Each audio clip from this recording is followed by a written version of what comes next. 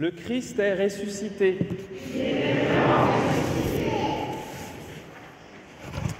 Frères et sœurs, bien-aimés, on en revient toujours à l'essence même du christianisme qui est l'amour de Dieu manifesté en notre cher Jésus. Aujourd'hui encore, dans ses mains, la marque des clous, dans son côté, celle de la lance, crie la passion de son amour pour nous. Sainte Catherine de Sienne répète d'ailleurs à l'envi dans ses lettres ce que le Seigneur lui fit connaître par révélation, à savoir que ce ne sont pas les clous qui le maintinrent fixé à la croix, mais l'amour. Et il lui enseigna que c'est par une disposition de la providence que, bien qu'il soit déjà mort et que cela ne serve donc à rien, un soldat de sa lance lui perfora le cœur. Mon désir du genre humain était infini, dit Jésus. Infini alors que les tourments et les souffrances que j'endurais étaient limités et même après la mort, terminés. Aussi, n'est-ce point avec ce qui était limité, ce qui était fini, que je pouvais vous montrer tout l'amour que j'avais pour vous, puisque mon amour était infini. Je voulus donc, en vous montrant mon côté ouvert, que vous voyiez le secret du cœur, afin que vous voyiez que je vous aimais beaucoup plus que je ne pouvais vous le montrer avec ma souffrance finie, ma souffrance limitée. C'est sublime. Et désormais, nous savons que la miséricorde divine est infinie. Jésus pardonne tous les péchés. Il pardonne tous les péchés et c'est magnifique, je trouve, qu'il ait voulu garder dans son corps glorieux, son corps ressuscité, la marque des clous. Après tout, il aurait pu les effacer, comme toutes les autres. Il a voulu garder dans sa chair la marque des clous, celle de la lance, comme les signes indélébiles de son amour invincible. Jésus demeure à jamais, et ça nous apparaîtra, vous verrez, au premier coup d'œil, lorsque nous le verrons face à face. Jésus demeure à jamais, l'homme-dieu qui est mort pour vous. L'homme-dieu qui est mort pour moi, et ça se voit. Pas sur moi, mais sur lui. Ces plaies glorieuses dans la chair du Seigneur sont la traduction dans sa chair de la parole du psaume que nous avons chanté. Éternel est son amour, cette parole, ce verset a pris chair, s'est incarné dans les plaies du Christ ressuscité. Jésus pardonne absolument tous les péchés. Le baptême que nous avons reçu, le baptême que vos enfants recevront, le baptême que peut-être d'autres parmi nous recevront un jour, le baptême que nous avons reçu, les absolutions que nous recevons, Jésus les a désirées de tout son cœur. Il les a désirées avec toute la force, toute l'intensité de ses souffrances. Prenons une image qui vaut ce qu'elle vaut, bien sûr. Si la passion du Seigneur est un orage, eh bien celui-ci est tellement énorme que depuis Vendredi Saint, il ne cesse de faire pleuvoir le pardon à travers tous les siècles et dans le monde entier. Nous n'avons qu'à nous présenter, à nous exposer à un prêtre pour être lavés et même carrément pour renaître. Pour renaître. Telle est bien la grâce du baptême et du sacrement de la réconciliation. Et c'est bien ce que les lectures proclament en ce jour où, avec gratitude, n'est-ce pas, nous fêtons la miséricorde divine. Dans sa grande miséricorde, il nous a fait renaître, dit saint Pierre. À qui vous remettrez ces péchés, ils seront remis, dit Jésus. J'attire à présent votre attention sur la finale de la deuxième lecture tirée de la lettre de saint Pierre.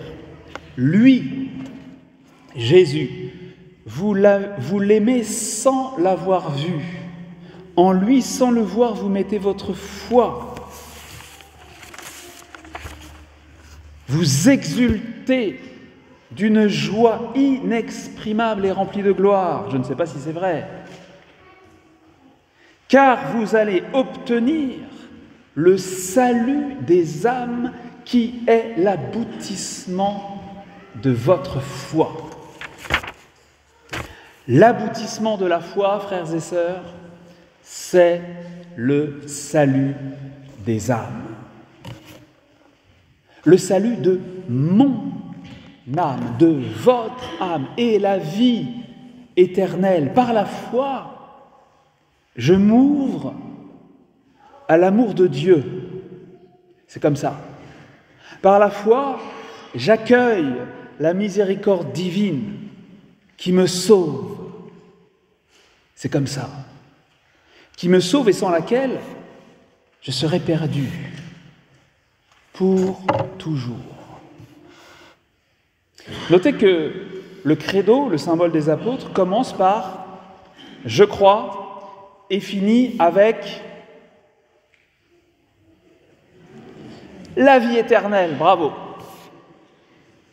Ça commence par « je crois » et ça finit avec la vie éternelle. L'aboutissement de la foi est en effet la vie éternelle, le salut des âmes.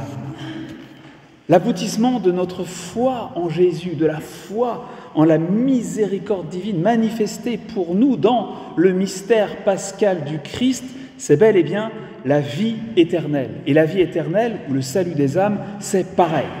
C'est la même chose. En revanche, je pense qu'il n'est pas inutile de faire le petit rappel que voilà.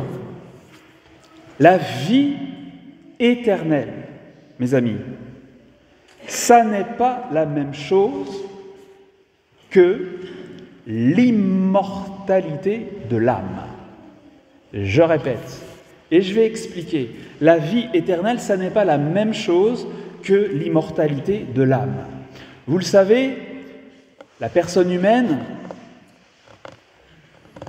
vous le savez parce que vous en êtes une, la personne humaine est à la fois corps et âme spirituelle. Il y a en nous un élément matériel et un autre immatériel. Par nature, l'âme est immatérielle et donc immortelle. Elle n'est pas soumise au pouvoir de dégradation propre à la matière. C'est le propre des esprits, ceux des anges comme ceux des hommes, que d'être indégradable, que d'être immortel. Une fois que l'âme est créée, elle existe, elle est vivante pour toujours. Elle est immortelle. Et cette immortalité appartient à la nature de l'âme, elle appartient à la nature humaine. Ça n'est donc pas la vie éternelle, car la vie éternelle appartient à la nature divine. La vie éternelle, c'est la vie de Dieu et ni vous ni moi ne sommes par nature Dieu, n'est-ce pas? Nous n'avons donc qu'une vie humaine. Même si elle est immortelle, elle n'est qu'humaine. Et la vie éternelle et la vie divine, c'est la vie de Dieu. Pour un humain, avoir la vie éternelle, c'est participer à la vie même de Dieu, grâce à l'amour miséricordieux qui veut bien se donner à nous. Pour être dans la béatitude, la vision béatifique, le bonheur éternel, le paradis comme on dit, l'âme immortelle doit avoir en elle la vie éternelle, la vie même de Dieu qui nous élève bien au-delà, bien au-dessus de notre nature et qui nous fait fils et filles de Dieu pour de vrai. Prenons un exemple, un terrible exemple. Une âme en état de péché mortel a beau être immortelle par nature, elle n'a plus la vie éternelle. Il est possible d'être immortel et de ne pas avoir la vie éternelle. Voilà, la catastrophe des catastrophes, surtout ne pas mourir dans cet état-là. Et le cas échéant, Dieu merci, la miséricorde divine insiste, elle insistera toujours jusqu'à la dernière seconde, jusqu'au dernier souffle, pour nous laver, pour nous pardonner tous nos péchés, car Jésus, je l'ai dit, pardonne tous les péchés. La vie divine, la vie éternelle, nous la recevons par les sacrements. Et c'est pourquoi, nous qui vivons des sacrements, nous avons déjà la vie éternelle. La vie éternelle est déjà commencée. Vous avez remarqué, je pense, au cours de ces fêtes pascales, la place qu'occupe le baptême. J'espère que vous avez remarqué. Vous avez remarqué sans doute aussi l'importance donnée à la confession avant Pâques. Mais oui, bien sûr, parce que par le saint baptême, par la confession, la vie éternelle est commencée, recommencée. Le salut nous est donné, le salut qui est l'aboutissement de la foi est déjà là. Lorsqu'un adulte demande le baptême, le prêtre à l'entrée de l'église lui demande « Que demandez-vous à l'église de Dieu ?» Réponse : la foi. Ah, et que vous apporte la foi ? Demande le prêtre. Réponse : la vie éternelle. Oh mes amis, si vous entendez un jour quelqu'un vous dire « Il n'y a pas besoin d'avoir la foi pour être quelqu'un de bien », vous pourrez lui dire « C'est parfaitement exact. En revanche, que m'apporte la foi ? Réponse : la vie éternelle. » Oh, j'aurais eu envie de pousser un cri là, de joie. La vie éternelle. Et l'Église, dans les Actes des Apôtres, nous offre un magnifique tableau en première lecture. Est la communauté de celles et ceux qui déjà ont la vie éternelle et qui, parce qu'ils ont cette vie, s'appellent d'ores et déjà des dieux. Je l'ai dit, dit le Seigneur, vous êtes des dieux. Ah, ça vous en bouche un coin. Je l'ai dit, vous êtes des dieux. Dès maintenant, vous êtes enfants de Dieu par la foi. Je n'ai peut-être pas besoin d'avoir la foi pour être quelqu'un de bien, mais par contre, pour être un Dieu, oui. Et j'en suis un. Je termine, frères et sœurs, en vous lisant un extrait du journal de Sainte Faustine. Évidemment, c'est le jour ou jamais, puisque c'est à elle que nous devons cette fête de la miséricorde. Jésus lui a adressé quantité de paroles. Si vous avez un peu de courage, vous pourrez lire ce livre. Il a un titre tout à fait de circonstance, Petit journal. Jésus lui adresse quantité de paroles belles et il a même inventé, imaginé des petits dialogues pour nous aider à comprendre, pour nous aider à nous fier à sa miséricorde. Alors il y a comme ça la conversation du Seigneur avec l'âme pécheresse, avec l'âme désespérée, avec l'âme souffrante, avec l'âme tendant à la perfection, avec l'âme parfaite. Bon, je vous lis la conversation du Dieu miséricordieux avec l'âme pécheresse, parce que comme ça on peut tous s'y retrouver, moi le premier.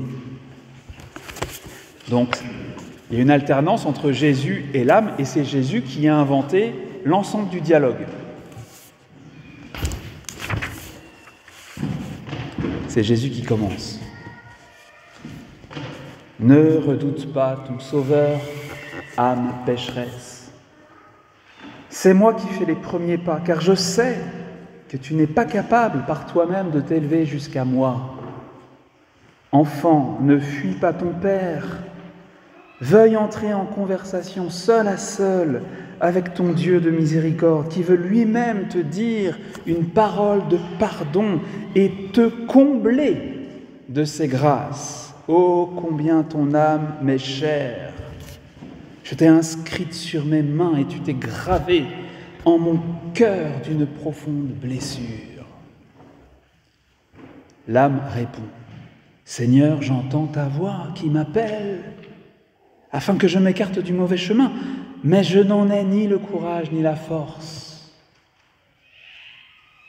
Je suis ta force, je te donnerai le pouvoir de lutter. Seigneur, je connais ta sainteté et je te redoute. Pourquoi redoutes-tu mon enfant, le Dieu de miséricorde? Ma sainteté ne m'empêche pas d'être miséricordieux pour toi. Regarde, âme, c'est pour toi que j'ai institué le trône de la miséricorde sur la terre. Ce trône, c'est le tabernacle, et de ce trône, je désire descendre en ton cœur. Regarde, aucune suite ne m'entoure, aucun garde. Tu as accès à moi à tout moment, à chaque heure du jour, je veux parler avec toi et je désire t'accorder des grâces. Seigneur, j'ai remarqué que l'âme a toujours un peu de mal. Je redoute que tu ne me pardonnes pas un si grand nombre de péchés. Ma misère me remplit de frayeur. Ma miséricorde est plus grande que ta misère et celle du monde entier. Qui a pris la mesure de ma bonté? Pour toi, je suis descendu du ciel sur la terre. Pour toi, je me suis laissé clouer à la croix. Pour toi, j'ai permis que mon très saint cœur soit ouvert d'un coup de lance.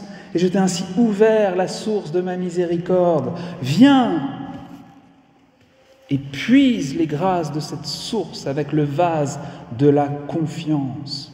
Je ne rejette jamais un cœur humble. Ta misère a sombré dans l'abîme de ma miséricorde. Pourquoi devrais-tu te disputer avec moi au sujet de ta misère? Ça, c'est fort. Pourquoi devrais-tu te disputer avec moi au sujet de ta misère? Fais-moi plaisir. Abandonne-moi ta pauvreté et ta misère et je te comblerai d'un trésor de grâce. Alors là, on commence à comprendre. L'âme se réchauffe et l'âme s'ouvre. Tu as vaincu mon cœur de pierre, ô Seigneur, par ta bonté.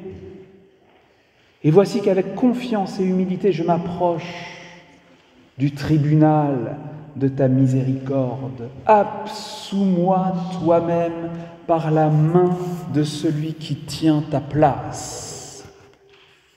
Ô Seigneur, je sens comme la grâce et la paix se sont déversées en ma pauvre âme. Je sens que ta miséricorde, Seigneur, m'a envahi de part en part. Tu m'as plus pardonné que je n'aurais osé l'espérer ou même que je n'étais capable de le penser. Ta bonté a surpassé tous mes désirs et maintenant je t'invite, faites-le, je vous en prie. Et maintenant je t'invite en mon cœur, saisi de reconnaissance pour tant de grâce. Je m'étais égaré comme l'enfant prodigue quittant le droit chemin, mais tu n'as cessé d'être un père pour moi. Multiplie en moi ta miséricorde, car tu vois combien je suis faible. Enfant, ne parle plus de ta misère, car je l'ai déjà oubliée. Écoute, mon enfant, ce que je désire te dire. Blottis-toi dans mes plaies et puise à la source de vie tout ce que ton cœur peut désirer. Bois à longs traits à la source de vie et tu ne t'arrêteras pas en chemin. Contemple l'éclat de ma miséricorde et ne redoute pas les ennemis de ton salut. Rends gloire à ma miséricorde.